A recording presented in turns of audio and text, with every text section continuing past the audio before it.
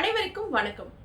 இந்த வீடியோல அதிகமா இப்ப குழந்தைகளுக்கு வந்துட்டு இருக்க இந்த அலர்ஜி கம்ப்ளைண்ட்ஸ், அடினாய்டு என்லார்ஜ்மெண்ட், டான்சில் என்லார்ஜ் ஆயிருக்கு, மூக்குக்குள்ள கிளான்ஸ் என்லார்ஜ் ஆயிருக்கு, மூக்கு டீவியேட் ஆயிருக்கு, டஸ்ட் அலர்ஜியா இருக்கு, காலையில எந்திரிச்ச உடனே தும்மிக்கிட்டே இருக்காங்க, டஸ்ட்ல போனாலே தும்முறாங்க, தண்ணியில கையை வச்சாலே தும்முறாங்க, காலையில எழுந்து ப்ரஷ் பண்ணோன்னா தும்மல் சளி, இந்த மாதிரியான கம்ப்ளைண்ட்ஸை நிறைய பார்க்க முடியுது. ஸ்பெஷலி ஆஃப்டர் கோவிட் இந்த அலர்ஜி கம்ப்ளைண்ட்ஸ் அதிகமாயிருக்கு. இது குழந்தைங்கள்ல தொடர்ந்து இந்த மாதிரி சளியும் தும்மலும் அடிக்கடி இருமலும் வந்துட்டே இருக்கும்போது அவங்களுக்கு அடினாய்டு என்லார்ஜ்மெண்ட் ஆர் டான்சில் என்லார்ஜ்மெண்ட் அந்த மாதிரியான கம்ப்ளைண்ட்ஸை நம்ம அதிகம் பார்க்க முடியுது.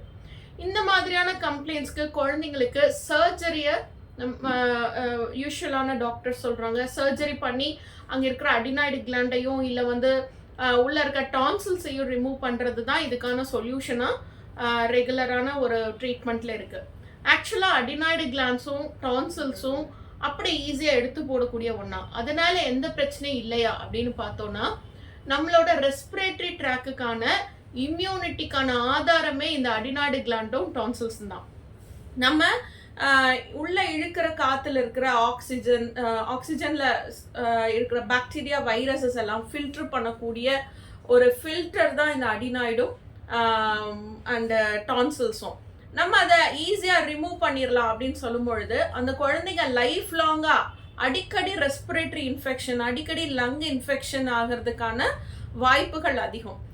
நைட்டு குழந்தை வாய் மூடி தூங்க மாட்டேது, வாய் வழியாக ப்ரீத் பண்ணுறா, அடிக்கடி மூக்கு அடைச்சிட்டே இருக்கு, நைட் ஆனாலே மூக்கு அடைக்குது, இந்த மாதிரியான நிறைய கம்ப்ளைண்ட்ஸை நம்ம டே டு டே பார்க்க முடியுது.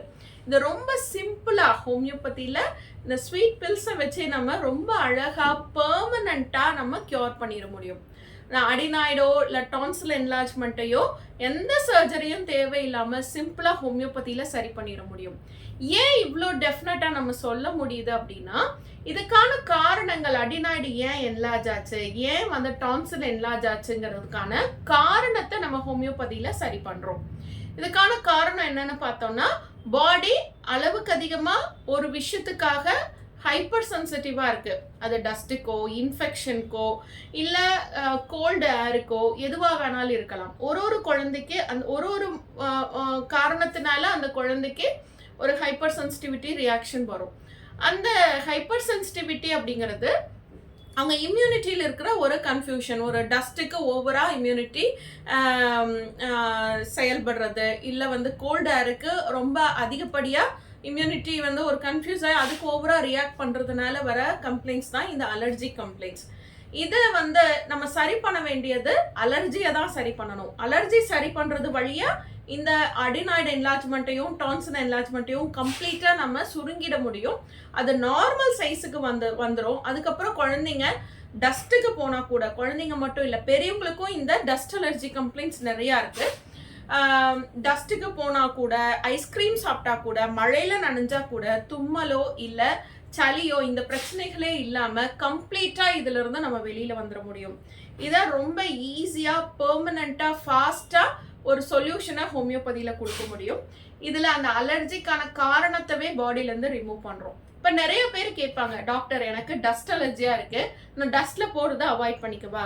டாக்டர் எனக்கு மழை அலர்ஜிக்காக இருக்குது, நான் மழையில் போகிறத அவாய்ட் பண்ணவான்னு. ஆக்சுவலாக நம்ம இருக்கிற அதே சூழ்நிலையில் அதே வீட்டில் தான் நம்மளோட ஃபேமிலி மெம்பர்ஸ் இருக்காங்க.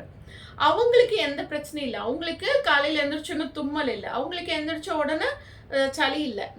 நம்ம பாடியில் மட்டும்தான் அந்த அலர்ஜிக் ரியாக்ஷன் இருக்கும் பொழுது இதுக்கான காரணமும் நம்ம உடம்புல தான் இருக்கே ஒழிய நம்ம இதுக்கான காரணத்தை வெளியே தேடிட்டு இருக்க தேவையில்லை.